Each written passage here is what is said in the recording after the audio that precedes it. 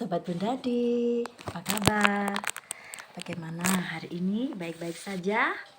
Sehat-sehat ya? Saat ini cuaca kadang nggak baik, tapi semoga kita semua sehat-sehat aja ya. Tuhan pasti melindungi kalian semua. Sekarang pembahasannya mengenai kehidupan di dalam keluarga. Terkadang kita sedih ketika ada suatu perpisahan di dalam keluarga. Mungkin anak gak akan pernah tahu ya apa yang terjadi dengan orang tua mereka. Contohnya suatu hari ada anak bernama Agus. Agus ini gak pernah mengetahui bahwa orang tuanya berpisah. Kenapa?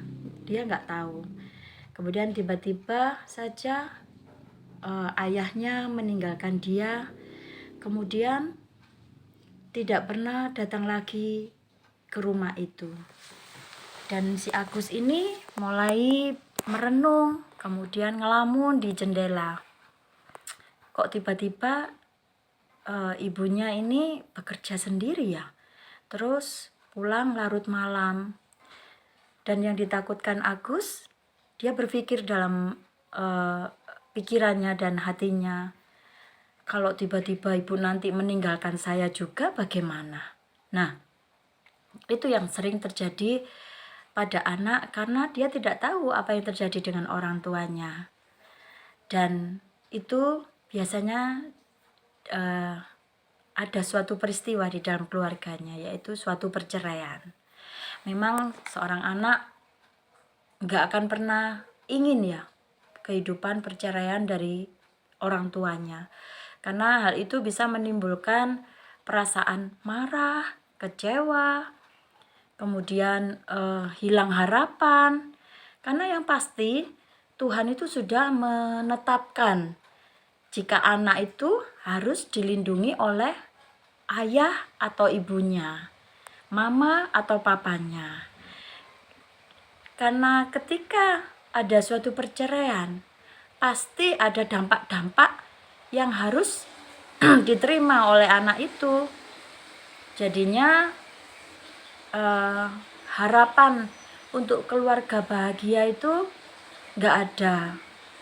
Lalu betapa sedihnya perasaan anak, mental anak. Apalagi ketika dia masih kecil, dia selalu dilindungi kedua orang tuanya, yang mungkin saat itu orang tua mereka lagi baik-baik saja ya, selalu memperhatikan dia, memberikan dia kasih sayang. Dan tiba-tiba tanpa sepengetahuan anak, ayah mereka, contohnya si Agus ini tadi, meninggalkan rumah tanpa kembali lagi ke rumah yang biasa mereka bersama. Tentunya dalam diri anak akan ada rasa perasaan kecewa, sedih. Kenapa yo? Aku kangen sama ayahku, tapi aku nggak bisa ketemu. Sehingga dia juga berpikiran takut nanti tiba-tiba ibunya juga meninggalkan dia. Karena yang biasanya yang bekerja tiap hari itu ayahnya, tiba-tiba yang biasanya ibunya itu mengasuh di rumah, merawat di rumah, mengerjakan pekerjaan rumah, tiba-tiba dia harus bekerja untuk anaknya. Tentunya anaknya berpikiran seperti itu ya. Meskipun kita nggak, biasanya itu anak nggak boleh tahu tentang masalah orang tua. Tetapi sebenarnya yang bagus itu anak pun harus kita ajak bicara. Karena apa? Karena Tuhan mau kita semua itu terbuka dengan hal yang benar, bukan hal yang kebohongan. Akhirnya kita menutup-nutupi kepada anak, padahal kehidupan kita nggak baik. Itu juga nggak baik loh untuk perkembangan anak juga. Karena ketika mereka tahu dari luar apa yang terjadi dengan keluarganya, padahal seharusnya keluarga yang harus memberikan pengertian kepada anak itu, bukan omongan dari luar. Misalkan tiba-tiba si Agus dibilangi tetangganya, "Loh Gus, kamu nggak tahu lah orang tuamu itu cerai."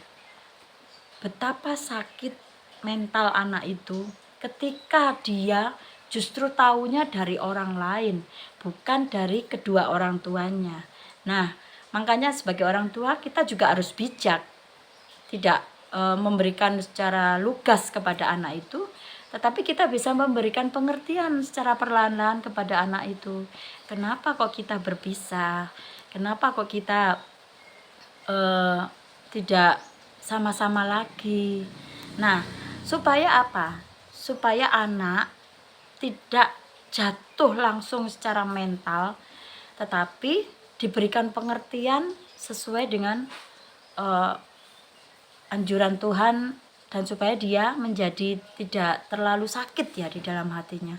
Meskipun kalau menurut Tuhan ada agama keyakinan tertentu yang perceraian itu dilarang oleh Tuhan. Jadi makanya ketika ada suatu perpisahan di dalam keluarga, kita akan mencari tahu, anak itu akan mencari tahu kenapa ya kok jadi berpisah. Bukannya saya ingin bersama-sama dengan keluarga. Nah, makanya sebagai orang tua, kita harus bisa pertama-tama koreksi diri masing-masing antara orang ayah atau ibu. Apa tujuan pernikahan kita? Apakah hanya untuk ya sudah selesai, kalau bosen selesai ganti orang seperti itu, ataukah pernikahan itu ada hubungannya dengan Tuhan? Makanya memang lebih baik sebelum pernikahan itu ada suatu kayak seperti pelajaran dalam pernikahan itu memang penting ya. Karena supaya kita dalam pernikahan itu nantinya kita nggak akan pernah main-main dengan pernikahan. Ternyata pernikahan itu benar-benar sakral di hadapan Tuhan, karena perjanjian antara suami istri itu ada hubungannya dengan Tuhan. Jadi bukan diselenggarakan oleh manusia itu sendiri, tetapi diselenggarakan oleh Tuhan. Makanya ketika ada suatu perpisahan, ada suatu masalah, ya kita kembali lagi untuk orang tua ini saling cross check, saling sadar diri, saling mengerti diri sendiri bagaimana, apakah saya salah atau benar tentang pernikahan ini, bagaimana kedepannya harus memperbaiki, bagaimana kita harus kalau sudah punya anak. Mungkin kalau belum punya anak ya nggak masalah, karena bukan nggak masalah, maksudnya perceraian nggak akan ada dampak. Mungkin dampaknya hanya pasangan itu sendiri. Tetapi ketika sudah ada anak, pasti dampaknya ada ke anak. Dan itu sangat memperburuk mental anak. Itu yang harus dijaga oleh orang tua. Dan selain itu, memang nggak segampang itu pernikahan. Karena seenaknya gitu ya.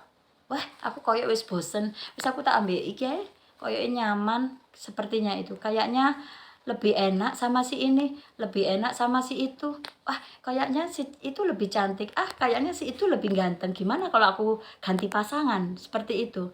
Bukan seperti itu pernikahan. Jadi sebelum adanya ketika ada masalah perceraian, itu kembali lagi pasti kita akan dikasih tahu oleh orang yang rohaninya lebih matang untuk tidak bercerai. Karena apa? Dampak-dampaknya itu banyak sekali. Nah, pembahasan yang berikutnya kita akan lebih kupas lagi mengapa ada perceraian, ada perpisahan sampai terjadi. Salam Bunda Di.